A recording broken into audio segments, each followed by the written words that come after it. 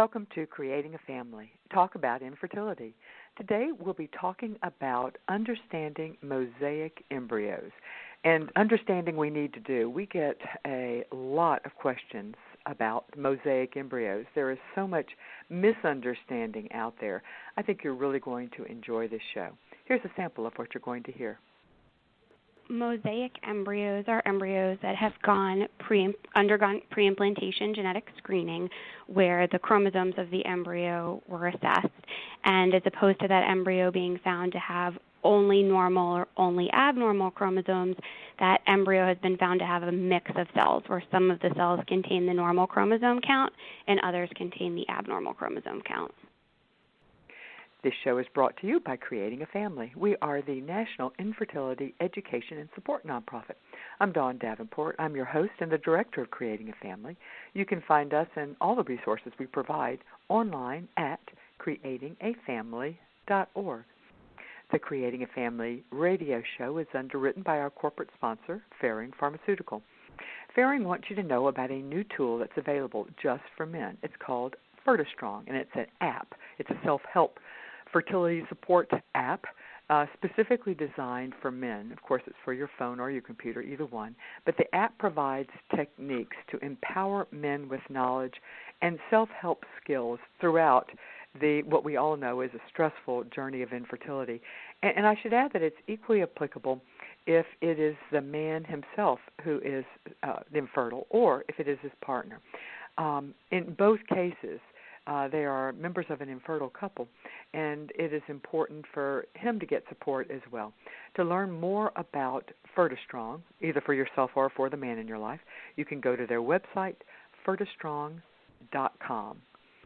In addition to our underwriters, we also have partners who believe in our mission of providing unbiased, medically accurate information and support to the patient community.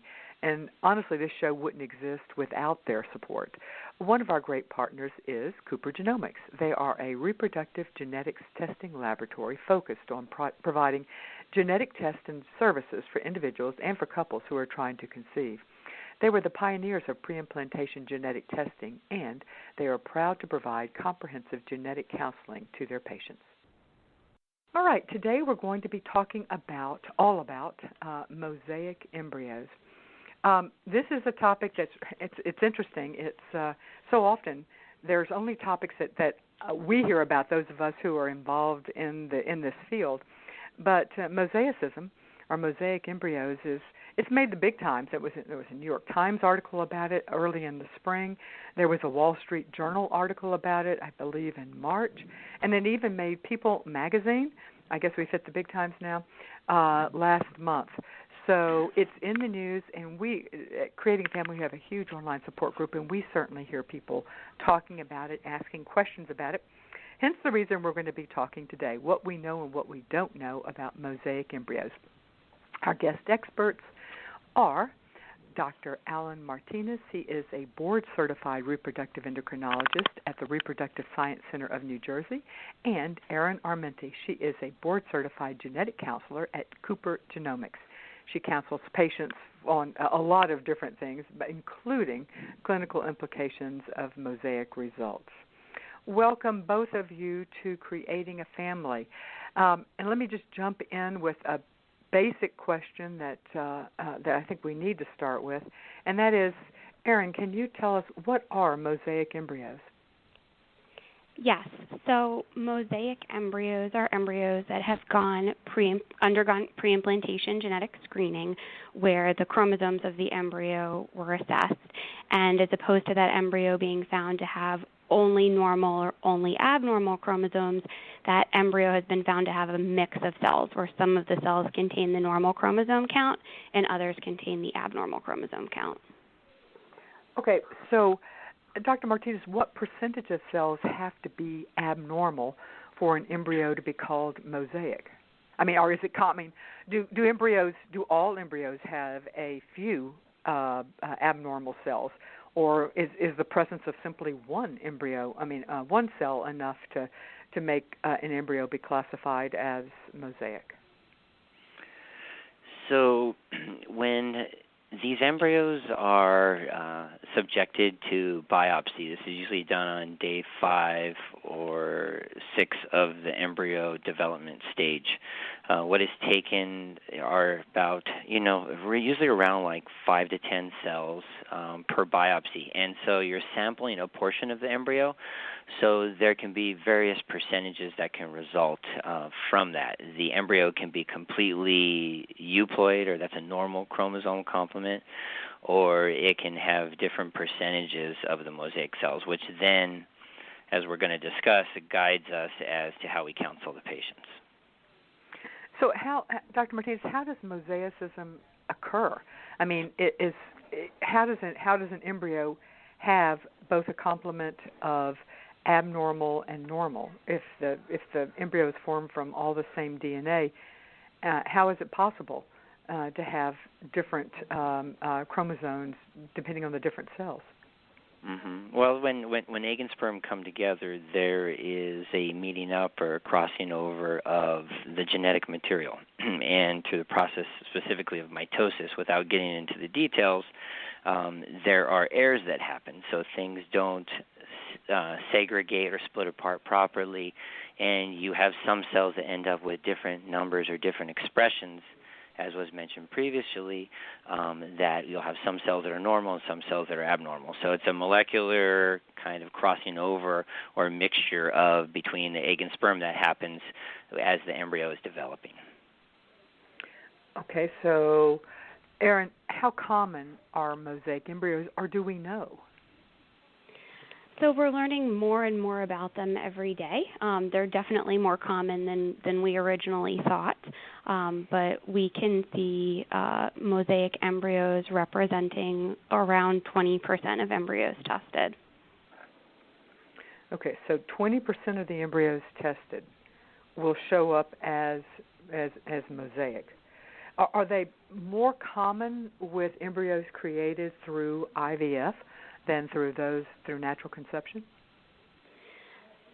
So we don't necessarily have a mechanism of comparing the two, because we typically are seeing mosaicism at the time of embryo biopsy, which is only done with an IVF-created embryo.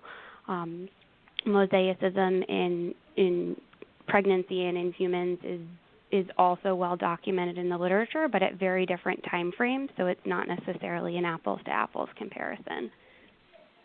Okay, well, if I'm understanding you correctly, the only embryos that are being tested are those that are going through IVF, because obviously Correct. An embryo that is being conceived naturally is in the fallopian tubes at that stage, and so we're not Right. going in and testing them. But we do test babies or fetuses through CVS or amniocentesis. So do we see mosaicism in at the time 12 weeks, 15 weeks, 16 weeks, or whatever for a fetus at that age? Do we see that, Erin?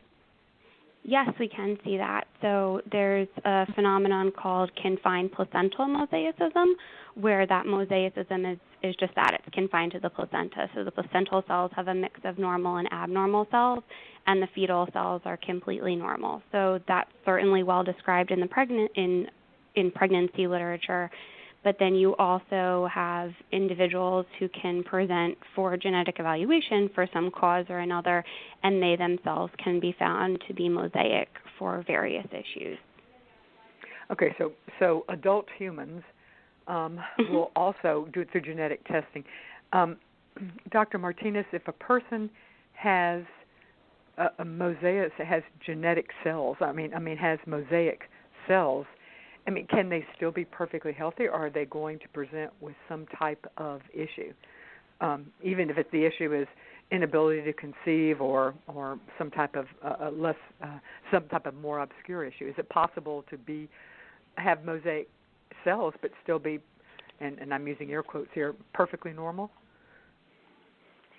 Yes. So this is the whole reason why the articles are coming out, is that patients have gone through these embryo testing, and with advancements in the laboratory, which Erin can talk about, even more so as far as the advanced screening techniques and the next-gen sequencing that is done, it has now allowed the laboratories to pick up these very detailed, so to speak, information about the embryos. But there are many of the embryos and a lot of the reports and literature that's out there that say when a patient has a group of embryos, and obviously you want to go for a genetically normal number of testing and embryos that exhibit that result as your primary embryo to try to transfer back into the uterus. But in some cases, as much of these articles allude to, some patients have a high level of mosaicism or a lot of embryos that don't have a normal chromosome complement per se, but yet they are able to conceive, carry, have a successful pregnancy and a live birth of, to what, as far as we know, normal offspring, as far as developmentally, cognitively, and physically. And have there been tests of the offspring? Because we're only now able, we'll come back, we're going to circle back to this in just a minute, but we're now able to know that there were embryos that tested Mosaic and were transferred, and we now have babies that have been born. Have the babies been genetically tested? Are they genetically normal at birth, or have there been studies that have been testing that, Dr. Martinez? Yes, that's a good point, and I think yes, a lot of times what happens is when this genetic testing and this screening is performed on any embryos, when people are going through, as Erin said, in vitro fertilization and embryo biopsy, it's still recommended that when that patient conceives, during their pregnancy, they go through the normal screening process for common genetic conditions. And so that is still recommended in standard of care. So that is done during the pregnancy, even before the child is born. And then when the child is born, as far as any further genetic testing, I think it's based upon the clinical assessment. If there is normal sort of development, motor, physical development, if the child or offspring look normal, then there's really no indication to further test the child, him or her, for any genetic conditions per se. So I think that, and Erin, you can correct me if I'm wrong, but I believe that that's the way that people are being counseled. They get the testing during pregnancy to confirm the validity of these tests that we're talking about, and then when they ultimately deliver, it's left more of to the clinical and developmental status of that child. Yes, more or less. We always talk about, diagnostic testing during pregnancy being the gold standard. With Mosaic embryos, we talk more about amniocentesis compared to CVS, and I'm sure we'll get to this down the road. But interestingly enough, when we talk about follow-up testing for an individual, of course we want to think about an indication, but we always also need to think about what we're actually able to accurately assess. So if we're thinking of mosaicism as a mix of normal and abnormal cells in an embryo, we don't necessarily know what cell lines those cells will go on to create. And you're never going to be able to take a person or an embryo or a child and sample every single cell line. You're never going to say, this child looks like he or she is slow in meeting his developmental milestones, so let's biopsy his brain to see if he's mosaic. So some of these samples we're just never going to be able to fully ascertain. But yes, Dr. Martinez is correct, as most of the confirmatory testing is done in the prenatal period. I want to come back to the cell lines, but let me first ask a question that we got from one of our audience. She says, we have one embryo frozen and had it tested. It is mosaic. Our doctor will transfer if we want to, and if we see a genetic counselor, which we will do before we decide. I would like for you to ask your guest at what point in the pregnancy we could know for certain if the embryo converts to normal. We are thinking that it might make sense to transfer, and if it sticks, to do CVS or amniocentesis, and then we would have more information on whether to terminate the pregnancy. I think, Erin Armenti, that's what you were talking about. So let's talk to her question. All right, if she transfers and the mosaic embryo, and if it implants and if it grows, will she have enough information? And you've already mentioned that you prefer amniocentesis, which is done at, about the 16 weeks, versus CVS, which is done, 10, 12 weeks, something like that? Yes. So we talk about amniocentesis specifically with Mosaic embryos because the CVS, which is done earlier in pregnancy, is a biopsy of the placenta. And when PGS testing is done, the cells that are biopsied from the embryo are from the part of the embryo called the trophectoderm, which grows into the supporting structures of the pregnancy, things like the sac and the placenta. So we already know that the cells that are going to go on to make up the placenta have this mosaic finding. With an amniocentesis, it's a sampling of amniotic fluid, where there are fetal skin cells and cells from the GU tract primarily. So it's a better assessment of what directly is going on with the fetus.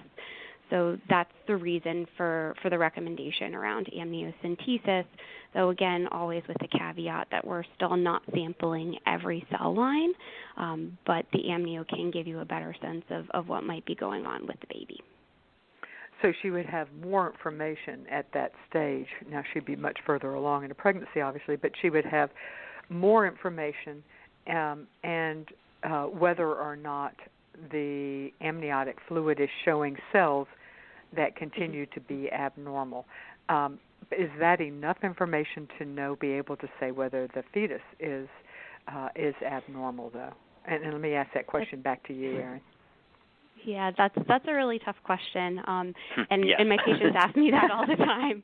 And basically, what I tell them is, a normal test result is a great thing. That's absolutely what we want to see.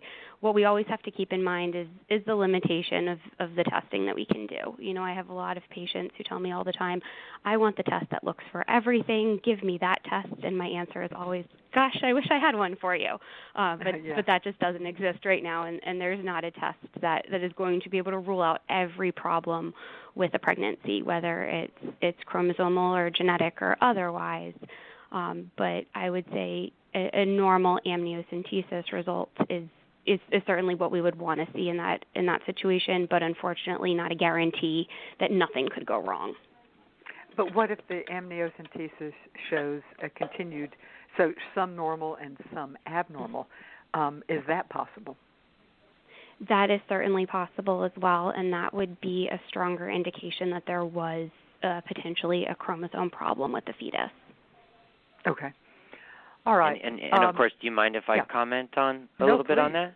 No, please. So yes, so from the clinical point of view, when our patients are pregnant, so they will generally undergo this, sequential screening, and they'll also do a detailed ultrasound that will allow potentially to look for any clinical sort of biomarkers, any sort of clinical evidence on the ultrasound visually if there's anything going on with the fetus. And so that kind of is taken with the information that Erin's talking about as far as the actual amniocentesis test result to kind of counsel the patients. And I agree exactly what she's saying is that no test is perfect. So we counsel our patients that all this technology exists, all of these tests, but it's not a black or white. It's not a 1-to-1 ratio. If you get this result, you're absolutely going to be in this case scenario. So we have to take all of the evidence, laboratory, clinical evidence, how's the pregnancy going, the growth, all of these specific details, and then formulate our counseling based upon that. Yeah, I think we all want to believe that these tests are black and white, and of course sometimes they are, but so often they're not. And we certainly see from the patient community, they're begging for just give me answers so that I can make decisions. But so often the answers, as you were just saying, you've got to piece together all the evidence and then make your best judgment based on that, because it's not a yes or no answer sometimes, which is so frustrating. Correct. Yeah. All right, I wanted to come back to, and I'm going to direct this question to you, Dr. Martinez. I wanted to come back to cell lines. So when you were doing embryonic genetic testing, PGS, pre-implantation genetic screening, when you are doing that, you mentioned before that you usually do it at around day 5. and that you're pulling off about 5 to 10 cells. At that point, how many cells is an embryo? It's around 200, give or take. Okay, so you're getting a fairly small percentage of the cells, 5 to 6 out of around 10, say, out of about 200. And you're pulling these from what part of the embryo? Yeah, so Erin had exactly alluded to this before, but there's a lot of details with all of this.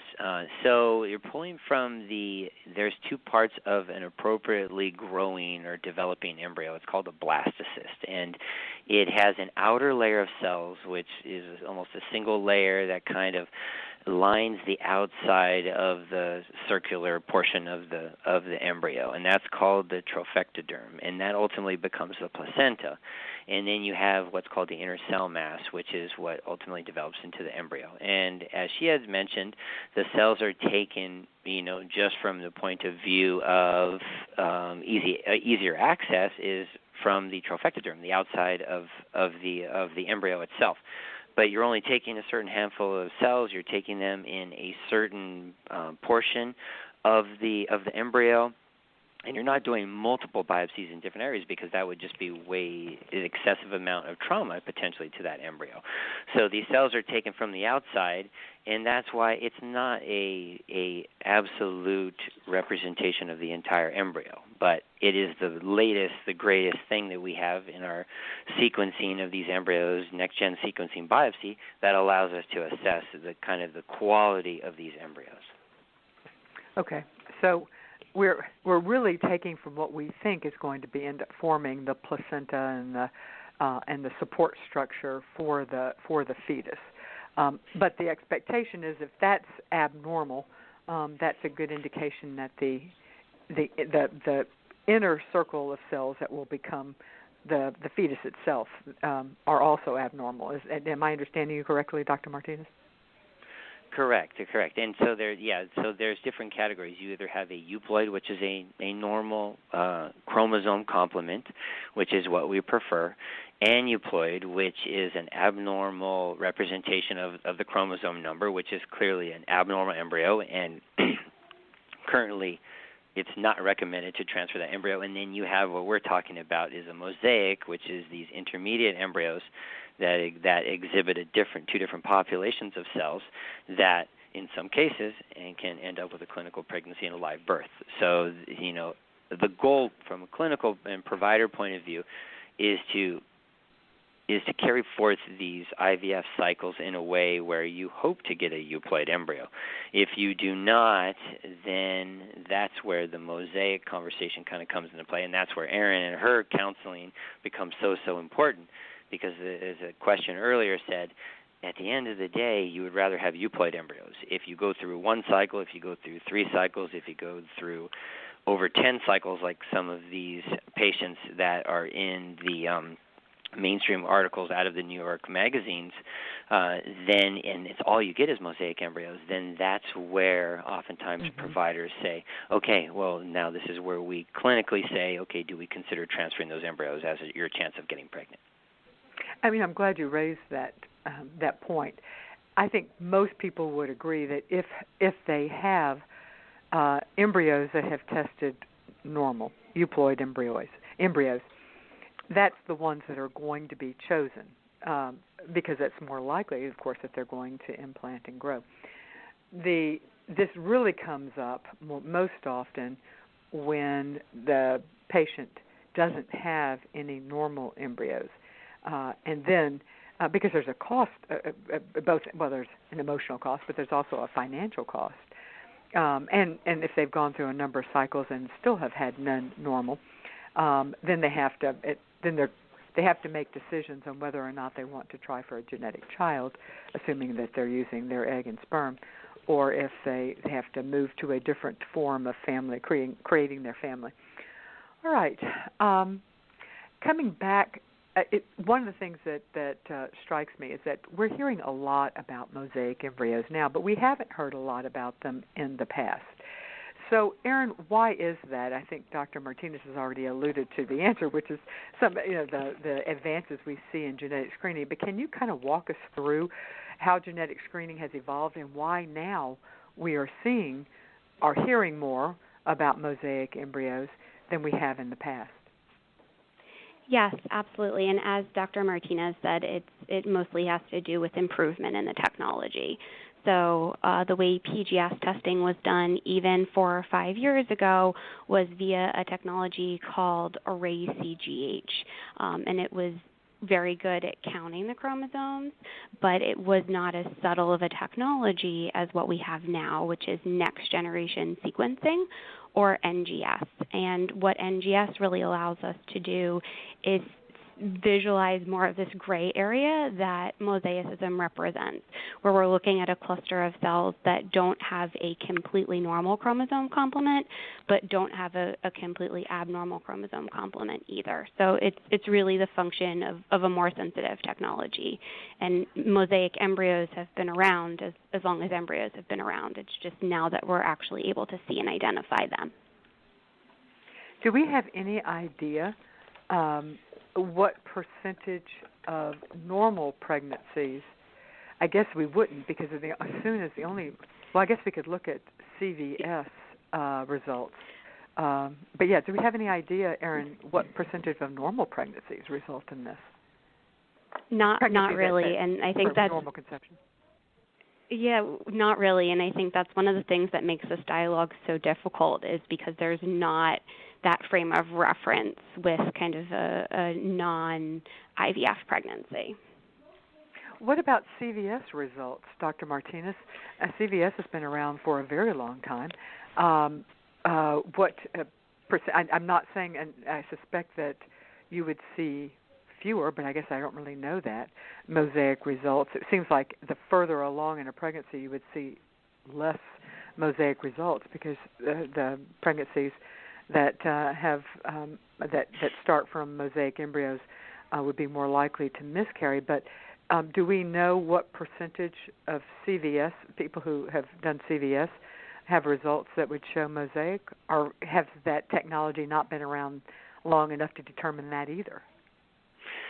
Well, yeah, and it's basically almost the same answer as what Erin had talked about, which is, the laboratory assessment and technology has only allowed us to test this over the last few years, really. Gotcha. And even for CVS. And now, yes, correct. And so so we don't have good numbers with this, and we know that, as Erin had said earlier, if it's around 20%, some studies say a little less, some studies say a little bit more. I think that 20% is a very valid, a very valid number. Then you can allude to certain situations, and say, okay, we may be in the range of this percentage, but again, it's only an educated guess, and there's plenty of embryos that have been transferred over the years that are probably mosaics that we had no idea about. And whether they ended up in pregnancies or not, we'll never know, because we didn't test those embryos.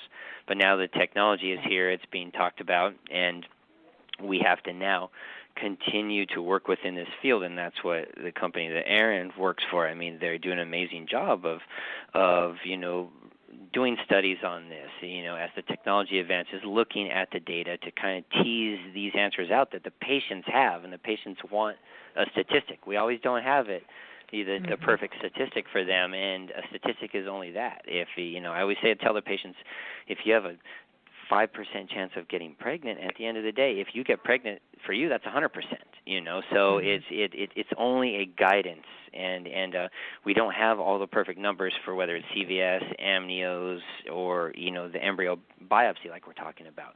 So as we begin to, as we begin to study this more, I think some of that will come to light, but right now we're kind of in the infancy of this whole arena. That's such a good point, and it's pardon the pun as far as infancy, but you're exactly right.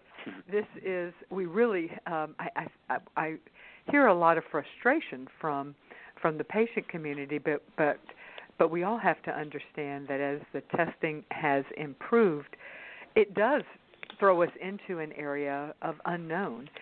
But that's to be expected in the sense that you can't know everything until the tests have just come around that we've been able to be this refined to find it. So unfortunately, we're kind of at that point where the tests are getting better, but our understanding and our research hasn't yet caught up because it hasn't been around long enough for us to have done all the research. Although, as you point out, there's been a number of studies that have been published this year in various journals, including Fertility and Sterility.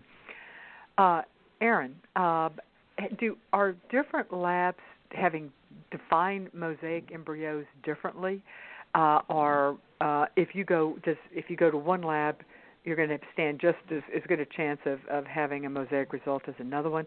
Do all labs have the ability to enough refined technology in order to find mosaicism? That is a very complex question.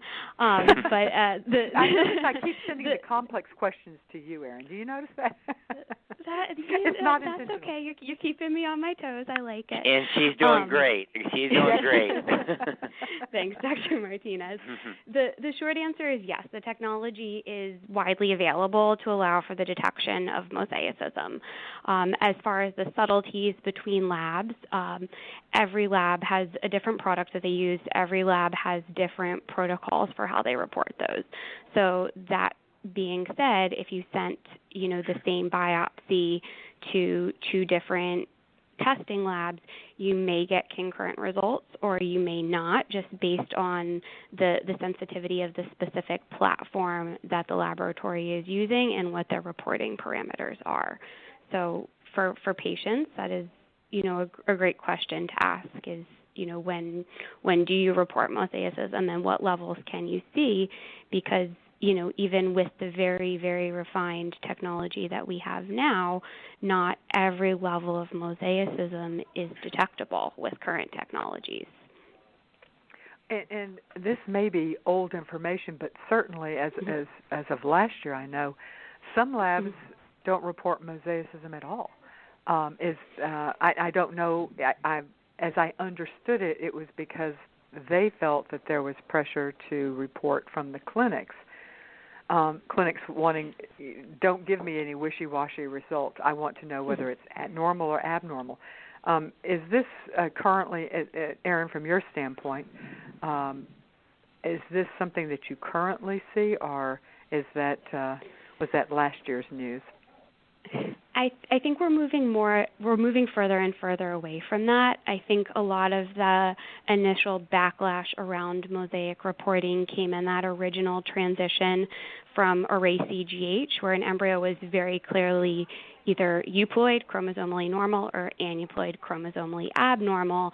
And then when the transition was made to NGS and this third category, mosaicism, got thrown in there, I think a lot of physicians and a lot of patients were initially apprehensive because, like we've been talking about, there wasn't a ton of outcome data, there wasn't a ton of research, and there weren't great guidelines as far as what do we do with these embryos. Exactly. Now, as we're getting more and more information, and honestly, our patient population does tremendous work in educating themselves, and they learn a lot about this too.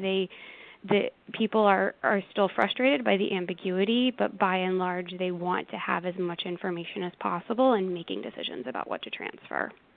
Yeah, there has been some surveys done on just that, and you're right. The majority of patients say they want the information. Dr. Martinez, from the doctor community, although I think that we all wish for less ambiguity, is there greater acceptance now, or do you still see or hear that some clinics are saying, don't? We only want you to report normal or abnormal. You make the decision in the lab. Or how is that handled from the clinic level, from what you're seeing now? I think that more providers than not in the infertility world are now, using that as and taking advantage of the information and counseling our patients appropriately. I have, it's a relatively small field, reproductive endocrinology, infertility. So, we have a lot of colleagues, throughout the country and the world that we're talking about this, and forums, and we go to the society meetings, and I think definitely there's just more often than not the technology and the information is now being welcomed. It does make our counseling a little bit more difficult because of this new gray area, and it's something that each practice, we had to sit down amongst us and say, hey, how do we feel about this? What does the data look like? How are we going to counsel our patients? And I believe just as there's many different ways to get to the same outcome, and it's about how you counsel the patients and your approach, and your confidence in the laboratory you use, and just letting the patients know that, hey, nothing is 100%, but this is the current thoughts in the field, and this is kind of what our recommendation is. And so we sit down with the patients, and I think more often than not the physicians are now utilizing the information and holding on to these Mosaic embryos for sure, if they're being transferred, if they're not being transferred. Obviously a euploid embryo is still preferred, but in the cases of 1 cycle, 2 cycles, 3 cycles, et cetera, and you only have Mosaic embryos, or patient, these IVF cycles are so tricky. Like you alluded to this earlier, it's stressful for the patients.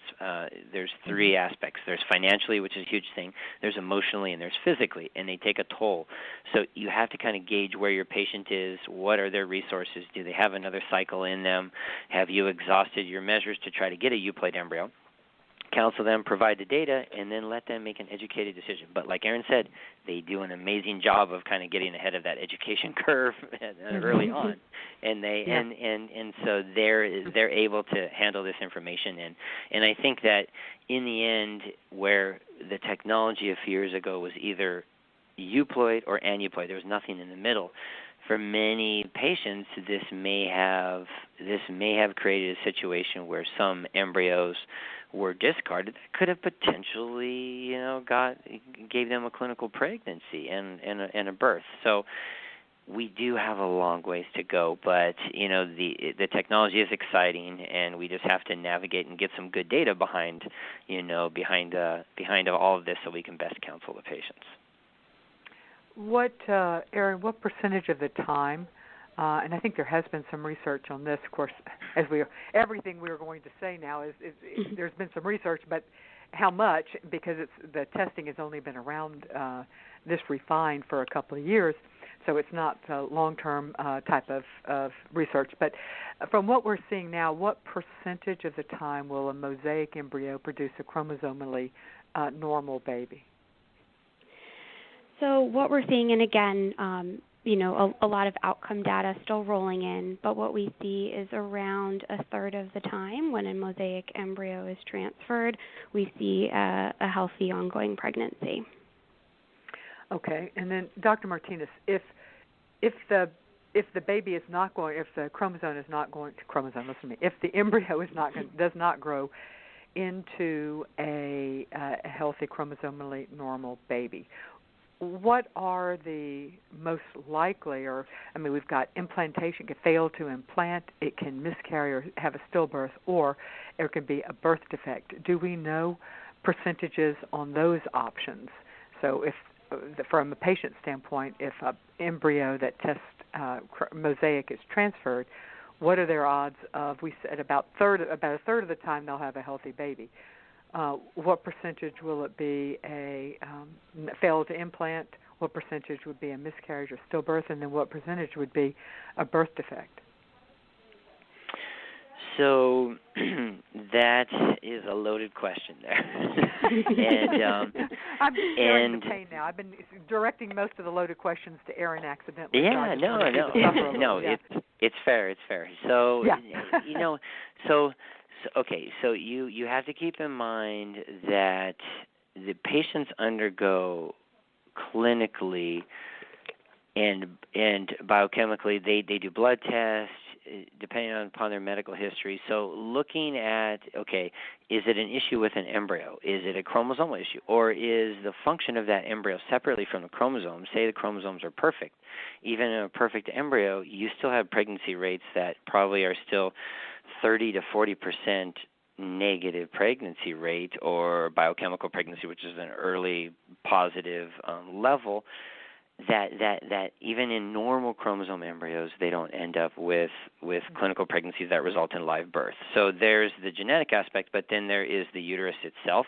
Patients undergo a series of tests to kind of delve into that and to answer that question before they usually get to the IVF process. So that is, in most cases, the major structural conditions of the uterus that would affect pregnancy. That's addressed beforehand, but we don't know about the actual working of that embryo separate from the genetics. So you can have a normal chromosome embryo, but yet it can still result in a negative pregnancy.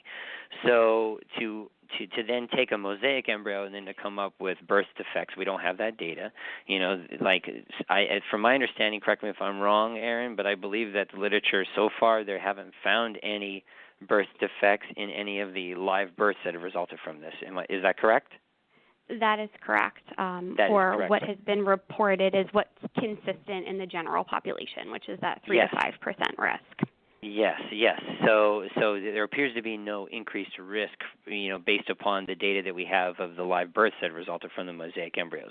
And so we obviously can't delve into and figure out, okay, what's the percentage of stillbirth, because clinically, if the pregnancies are going well and the baby's growing appropriately, stillbirth can be related to so many other causes, pregnancy-related conditions separate from either the working of the embryo, the health of the fetus, that can lead to these things. So, but overall, of the patients and of the embryos and the transfers that have resulted in a clinical pregnancy and a live birth, the data preliminarily looks very reassuring in these cases. And that's good to know. So, Erin, do we understand the mechanism by which a mosaic embryo turns into a normal embryo? The term that you see bandied about, and this is probably not a medical term, but it's what the common press reports, and that is self-correct. Do we know how a mosaic embryo can get rid of the abnormal, or do they not get rid of it? Do they just push it into the placenta? But even an abnormal, we'd think of chromosomally abnormal cells in the placenta would keep the placenta from functioning the way it should. So I guess let me go back to the question. How can a mosaic embryo self-correct? Do we understand that mechanism? There's a couple hypotheses for the different mechanisms there. One being a little bit of what you just alluded to.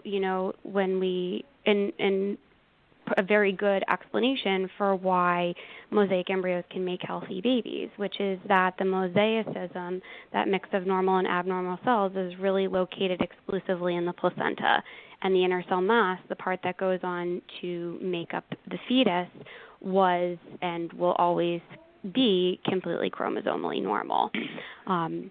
Other thoughts are that those cells can get pushed into the placenta, or that the abnormal cells may die off at a higher rate. I think as we learn more and more about this, there probably won't be one identified mechanism behind this, but rather several.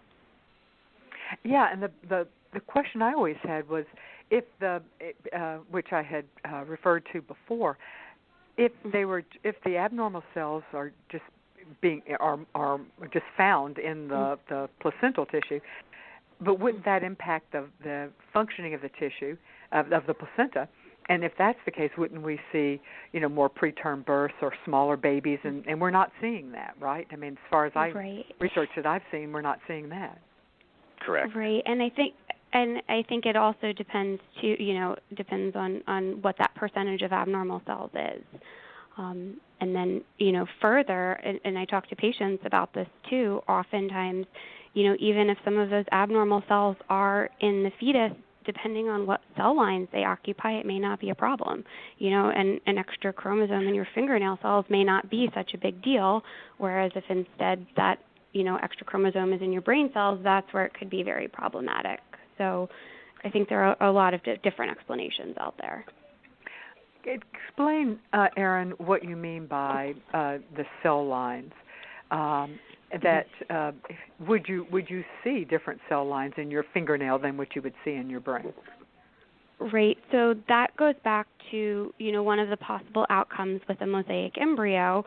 We've talked a lot about inner cell mass being normal and then the trophectoderm being mosaic. One of the other possibilities is, in theory, that the inner cell mass is mosaic as well, has that same mix of normal and abnormal cells. And one of the reasons why that's so tricky is because when we're looking at an embryo, we don't know which cells are going to grow into what cell types. So if that chromosome abnormality is confined to a cell line, like a hair cell or a fingernail cell, that isn't something that's particularly active in the growth and development of a person, that may never be a problem. Whereas if instead, that chromosome abnormality is in a more critical tissue like heart cells or blood cells, that's where we can expect to potentially see problems. But again, what this kind of circles back to is you're never going to be able to test every cell type in a person. So it again gets back to the general ambiguity surrounding this. And when, Erin, when adult humans are tested genetically, again, we're not testing all cell lines either, but how often is mosaicism, how often do you find genetically abnormal cells and cell lines of adult humans who are asymptomatic, without symptoms? You generally wouldn't expect to see that because those people typically aren't undergoing genetic testing. And that's the tricky thing about mosaicism when we're looking at children or adults who have been tested for this, is that there is an ascertainment bias there. You're never going to go to your doctor for your annual physical and say, I feel great, everything looks good, I don't have any problems, I don't need any medication. Your doctor's never going to be like, well, we should rule out mosaicism in you just in case. You're going to be tested for that if you're presenting with some issues. So there's definitely an ascertainment bias there. That's a good point. Yeah, and good luck getting your insurance to cover it if you try that. Exactly. Yeah. Well, and they're just from an ethics standpoint, too. You don't just genetically test people for the heck of it.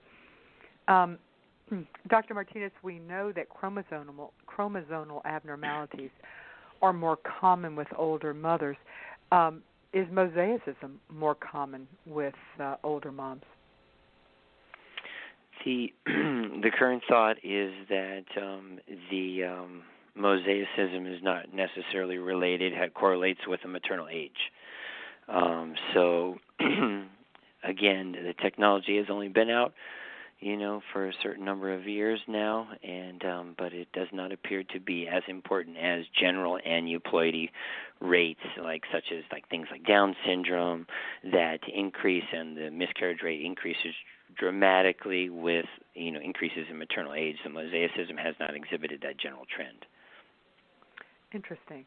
And if a pregnancy results from a transfer of a mosaic embryo, is that pregnancy considered a high-risk pregnancy, Dr. Martinez? Currently, no. No. Okay. And I can expand upon that because please. In the vast majority of cases, when you have a clinical pregnancy and it progresses and it's going well, and your early numbers are going up, after the positive pregnancy test, your beta-HCG level is climbing nicely, you do clinical ultrasounds, and you have an intrauterine pregnancy and the growth is normal, then it goes into standard surveillance throughout the pregnancy. So then you would look more at, okay, what is still the overall age of that patient?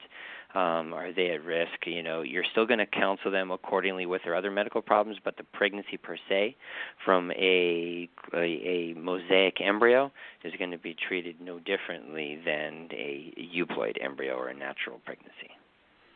Okay. It's interesting. Then this may be, Erin, this may be a difficult question because I realize that each case is individual. But walk us through how you would, what factors you would try to help a patient see and assess if they have a mosaic embryo or a couple, and let's assume that they don't have chromosomally normal embryos, so that the person you're talking with is having to make the decision of whether or not to transfer these embryos. Can you help walk us through some of the things you would talk with that patient about and help them understand, so we can get a feel for the complexity of the counseling that would have to take place? Yeah, so there are a couple different things that I specifically talk about with every patient when they're considering transferring a mosaic embryo. We spend a little bit of time talking about, the difference between the trophectoderm and the inner cell mass, as we've been talking about a lot today. And we talk about the different possibilities of outcomes for mosaic embryos. And those include, no implantation, a pregnancy that miscarries, a perfectly healthy child, or a child that's born with problems as a result of the mosaicism in the inner cell mass, which we haven't seen a lot of in outcome data, but we can't rule out from a theoretical basis. And we talk about, the numbers that we see behind these different outcomes, and we talk a little bit about what brought that patient to IVF and PGS to begin with, because one of the things we haven't talked about a lot today, but is also well defined in the literature, is mosaic embryos implant less and miscarry more compared to completely normal embryos. So a patient who's coming to IVF and PGS after a history of recurrent pregnancy loss where she's had 3 or more miscarriages may feel very differently about that compared to a patient who's never, gotten to the point where she's had an embryo to transfer or had a clinical pregnancy. So, we talk a little bit about those outcomes, and we talk a little bit about what seems like the right fit for the patient. I have some patients who say, look, I feel like I understand this information, and I feel like I know there's maybe different recommendations for follow-up during a pregnancy, but I'd rather transfer this mosaic embryo and see what happens than consider another cycle of IVF or consider switching to an egg donor or something like that. I'd like to transfer this embryo. And then I have other patients who say, look, I feel like if I transfer this embryo, I'm going to be a nervous wreck from the moment I have a positive pregnancy test until my child goes to college, and I just don't want to set myself up for that. So we spend a lot of time talking about the information, and we spend a lot of time, talking about the patient's perspective and how that might color their decision.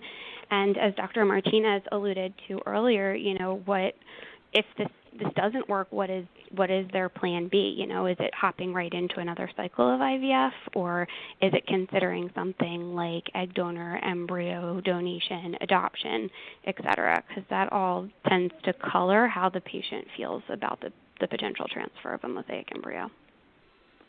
That's such a good point. And then they also have to think through what their age, and their finances. Mm-hmm. Can they afford another IVF cycle? Or depending on their age, does it make sense to go through another full cycle? What are their ovary reserves, egg reserves?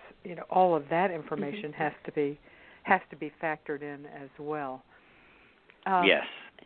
Yeah, and Dr. Martinez, from your standpoint, because you're also counseling patients, are you seeing a greater understanding or greater willingness now to transfer, or still a great deal of hesitancy?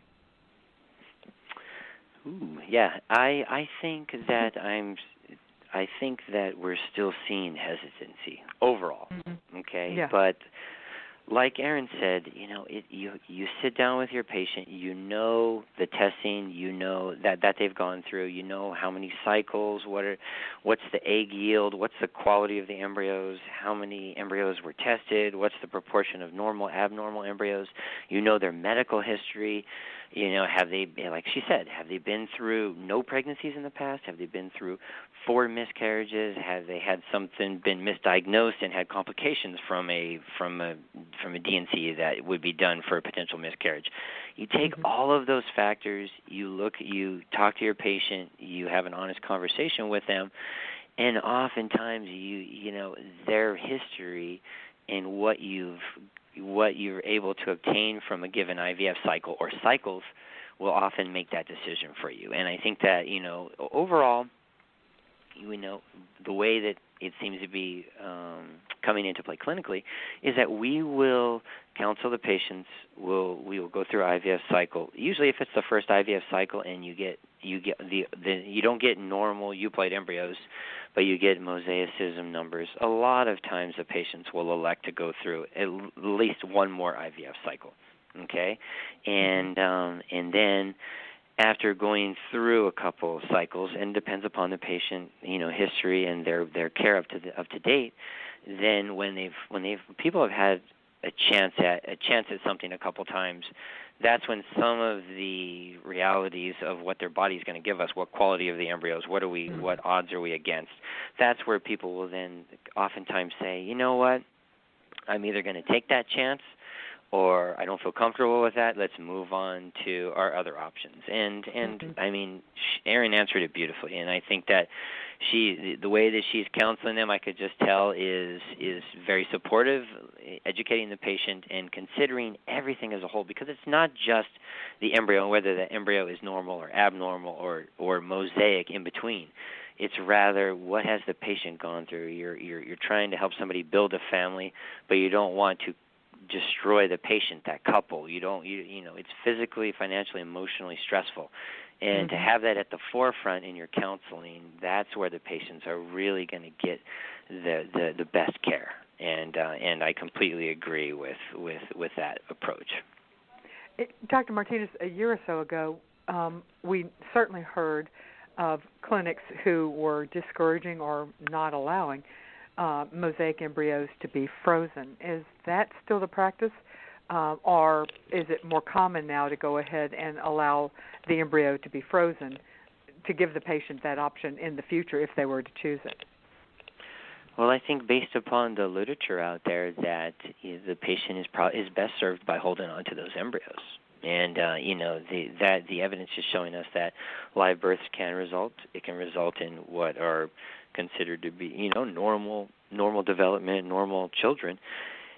And therefore, I think that most of the colleagues and the meetings that we go to, I would say that more of the doctors are on the fence of keeping the embryos. There's always going to be outliers, and there's always going to be people that for any number of reasons may be hesitant to do that. But I feel that in our practice in particular has said, hey, at this point we have to, if we're not going to use those embryos, we're going to hold on to them.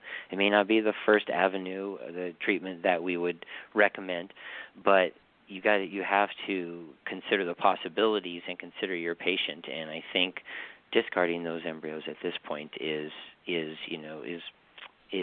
not, honestly, not the preferred option.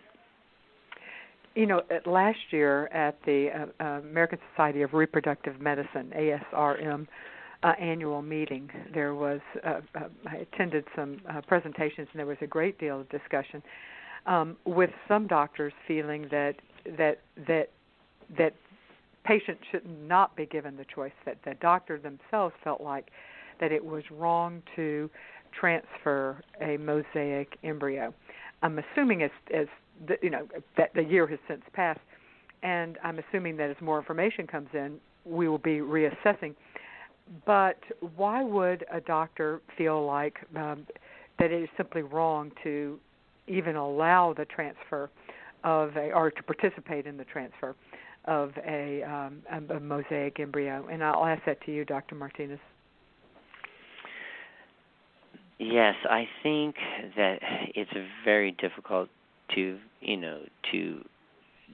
delve to the bottom of what's the driving mechanism for the particular physician who may counsel the patient that way. I think that they may see it as more black and white. In the past, it's always been a normal embryo or abnormal. And so they may be hesitant, for whatever reason, to kind of skate that middle ground, so to speak. And but that's why you have to follow the literature. That's why you have to discuss with colleagues. You have to go to these meetings, stay up with all the latest technology and discussions, and ultimately you as a provider make your own decision. But it's not black and white.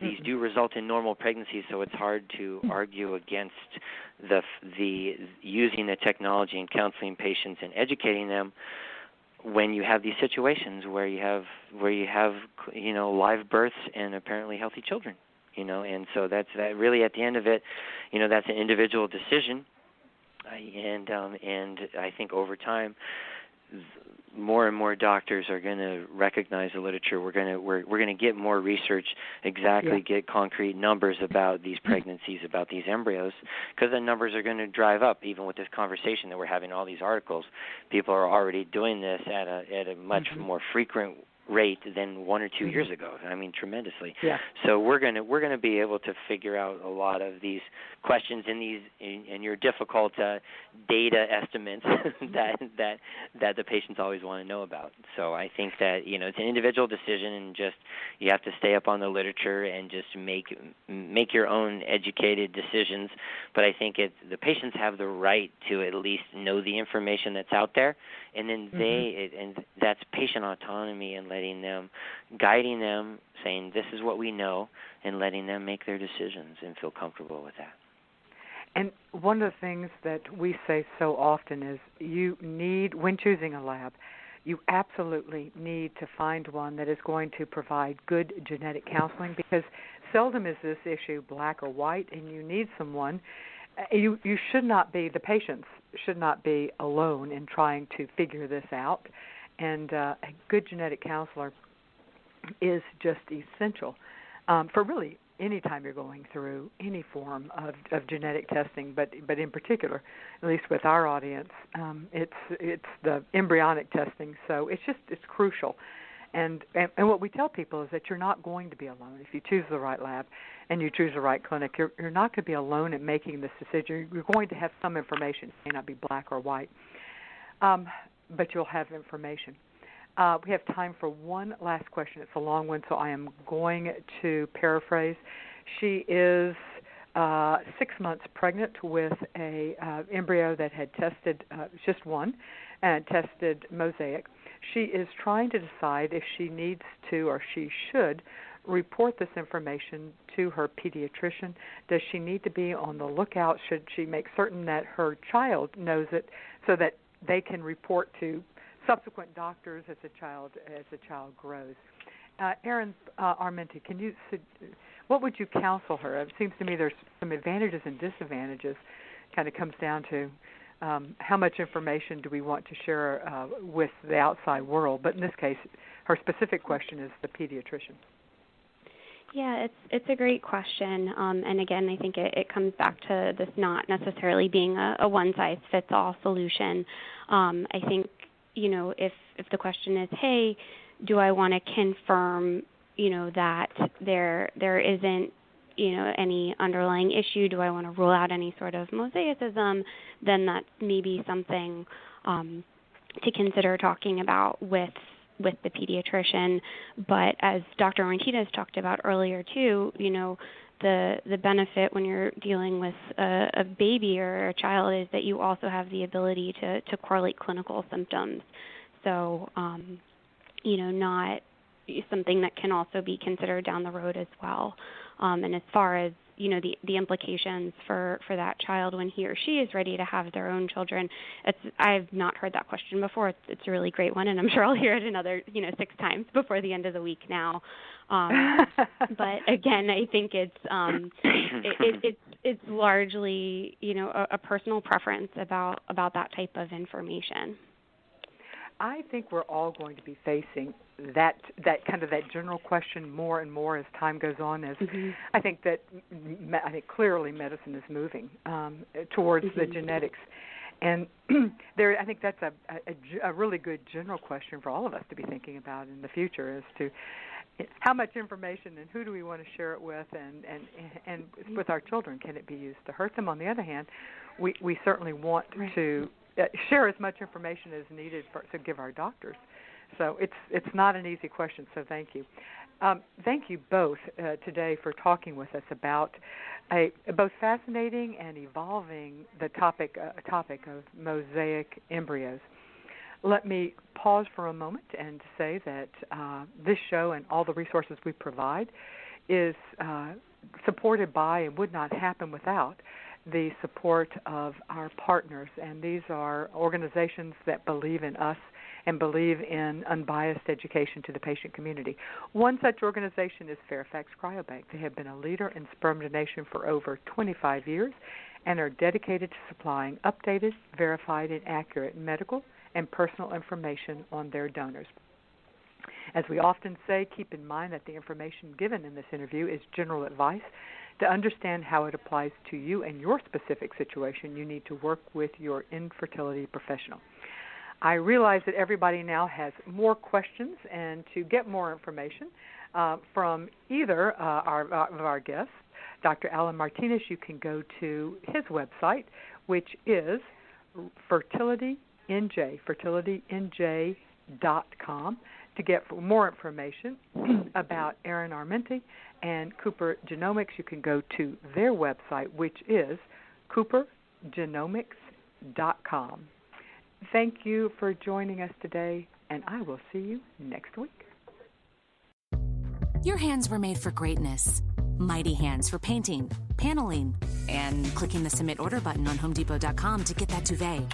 And these Egyptian cotton towels delivered right to your door. Do more with decor at the Home Depot. Save up to 30% on select bedding and bath. Now at HomeDepot.com.